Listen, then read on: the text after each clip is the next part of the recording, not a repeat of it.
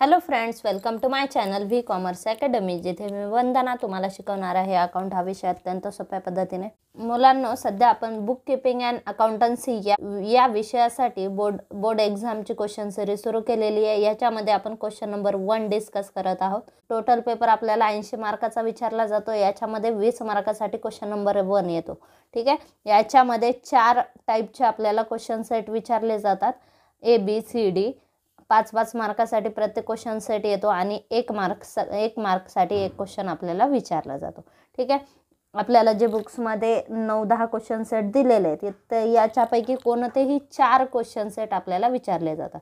तर आजच्या व्हिडिओमध्ये आपण मार्च 2022चा क्वेश्चन पेपर डिस्कस करणार आहोत. याच्यामध्ये आपल्याला ऑब्जेक्टिव्हसाठी कोणते क्वेश्चन विचारलेले आहेत हे क्वेश्चन्स आपण आज डिस्कस करणार आहोत.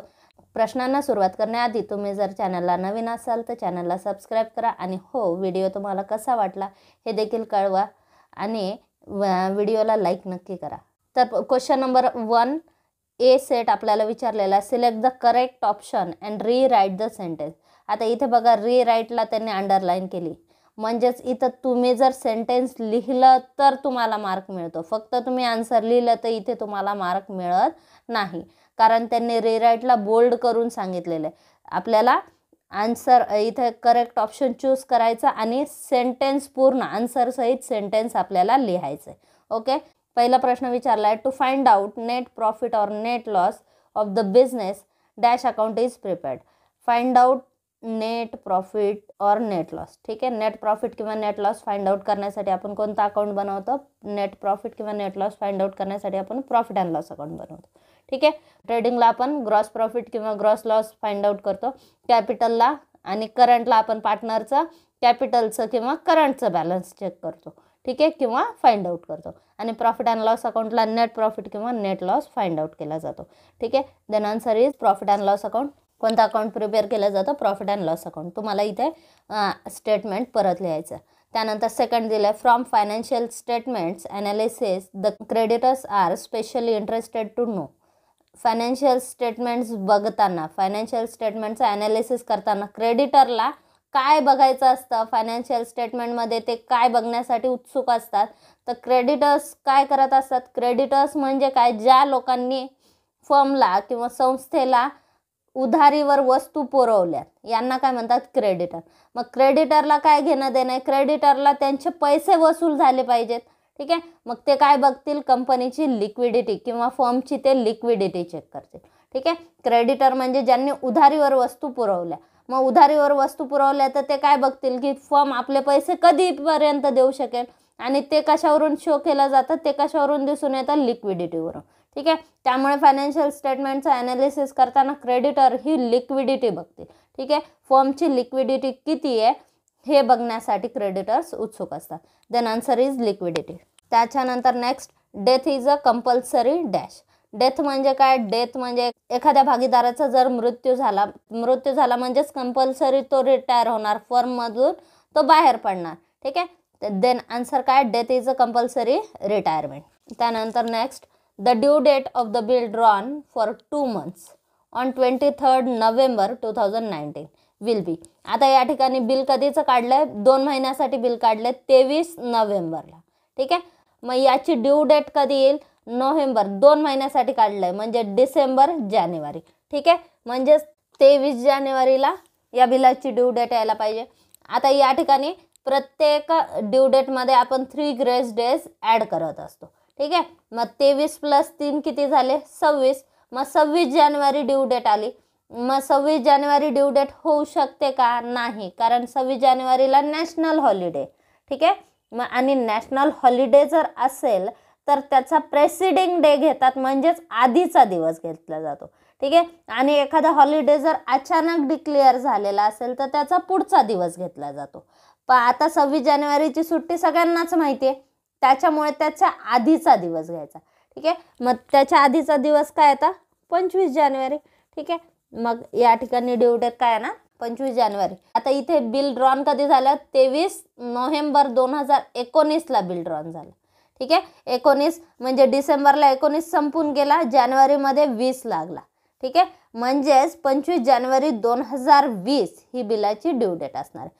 25 जानेवारी 2020. ओके, देन इथं आन्सर काय येईल 25 जानेवारी 2020. इयर सुद्धा चेंज करणं केअरफुली गरजेचं आहे, कारण नोव्हेंबर महिना तुम्हाला दिला 2019 वर्ष सांगितलंय, म्हणजे डिसेंबरमध्येच 19 संपलं, जानेवारीला 20 लागलेले.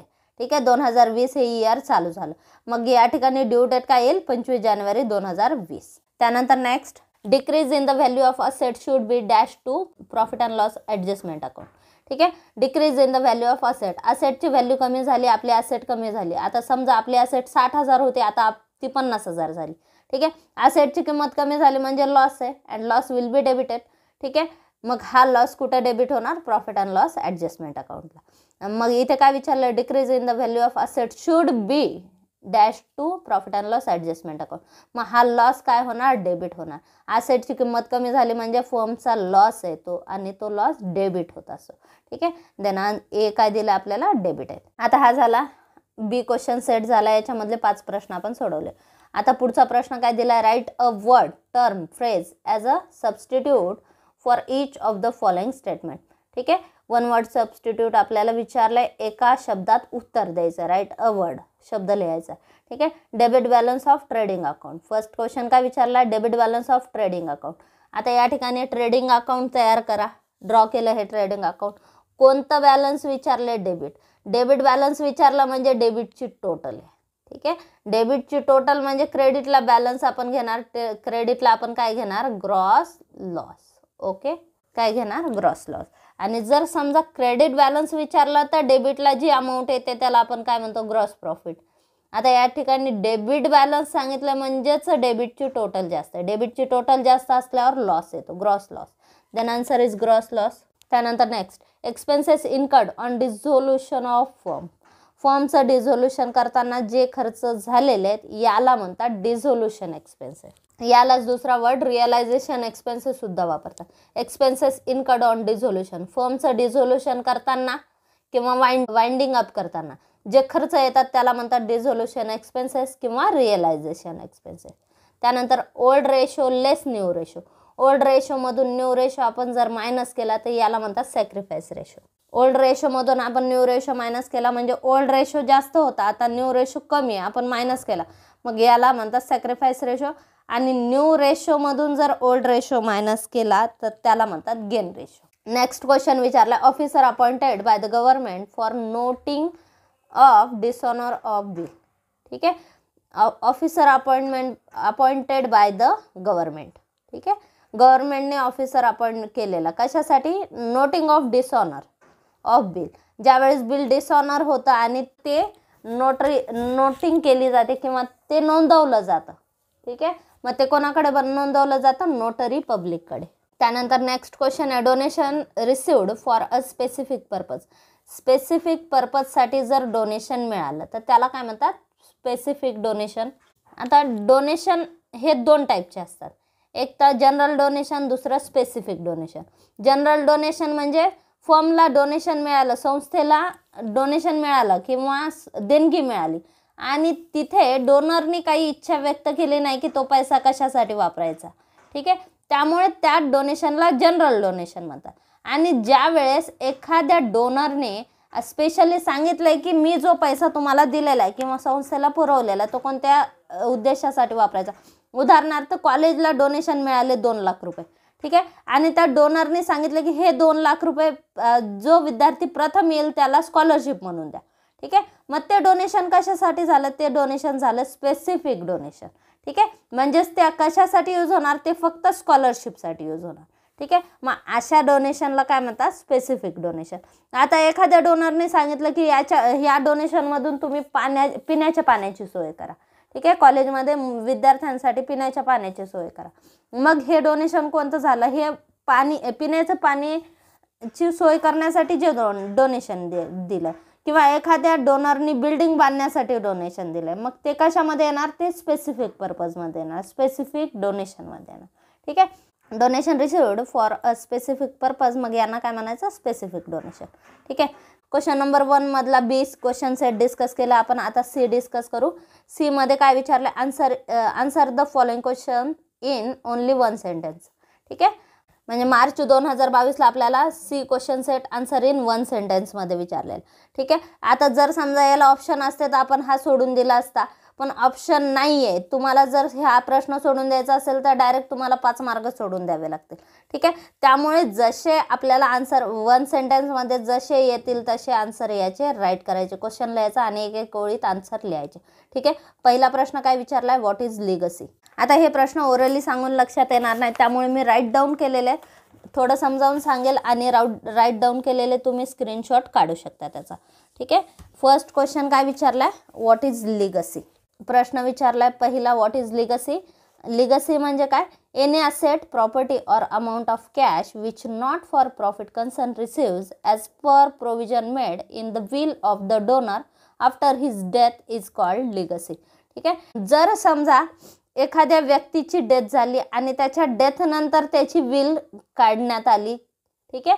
त्याचं मृत्यूपत्र किंवा इच्छापत्र आपण म्हणतो ना, आणि त्याच्यानुसार त्याच्या मृत्यूपत्र किंवा इच्छापत्रानुसार त्याने त्याची कोणतीही ॲसेट, प्रॉपर्टी किंवा त्याच्याकडे असलेला बँक बॅलन्स किंवा पैसे त्याने एखाद्या नॉट फॉर प्रॉफिट कन्सर्नला दिले असतील. ठीक आहे.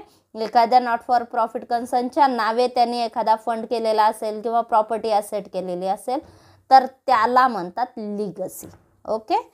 Any asset, property, amount of cash which not for profit concern. Not for profit कन्सर्नला मिळाली. कुठून मिळाली, एखाद्या डोनरची डेथ झाली, त्याच्या विलनुसार ती प्रॉपर्टी त्या संस्थेला मिळाली. ठीक आहे. तर त्याला काय म्हणतात, लिगसी म्हणतात. पुढचा प्रश्न विचारलाय, व्हॉट इज CAS. ठीक आहे.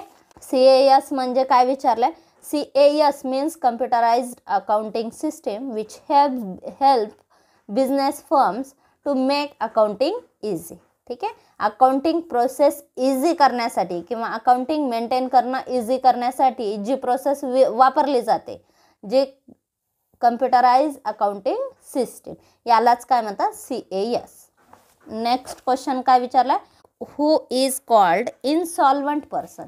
इनसॉल्वंट पर्सन म्हणजे काय. ठीक आहे. जो व्यक्ती ज्याच्या देयता जास्त आहेत, असेट्स कमी आहेत, म्हणजेच त्याच्या असेटमधून तो त्याच्या देयता फेडू शकत नाही, तर त्याला म्हणतात इनसॉल्वंट पर्सन. ठीक आहे. हु इज कॉल्ड इनसॉल्वंट पर्सन. आन्सर काय, व्हेन अ पर्सन किंवा पार्टनर. आता इथे तुम्हाला हु इज कॉल्ड इनसॉल्वंट पर्सन सुद्धा वापरू शकतात, शब्द इनसॉल्वंट पार्टनर सुद्धा वापरू शकतात. ठीक आहे. मग आन्सर काय येईल, when a person or partners personal assets are insufficient and unable to satisfy his liability is known as insolvent person. ज्याच्या पर्सनल असेट इनसफिशियंट आहेत, कशासाठी, त्याच्या लायबिलिटी पेड करण्यासाठी.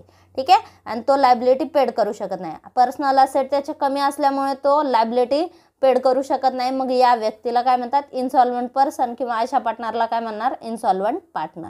ठीक आहे. नेक्स्ट क्वेश्चन आहे, what is reserve capital. Reserve capital म्हणजे काय, कंपनीच्या सबस्क्राईब शेअर कॅपिटलपैकी जो अनसबस्क्राईब पार्ट आहे, जो रिझर्व्ह ठेवलेला आहे, कशासाठी, वाइंडिंग अपच्या वेळेस मागवण्यासाठी, तर याला काय म्हणतात, रिझर्व्ह कॅपिटल.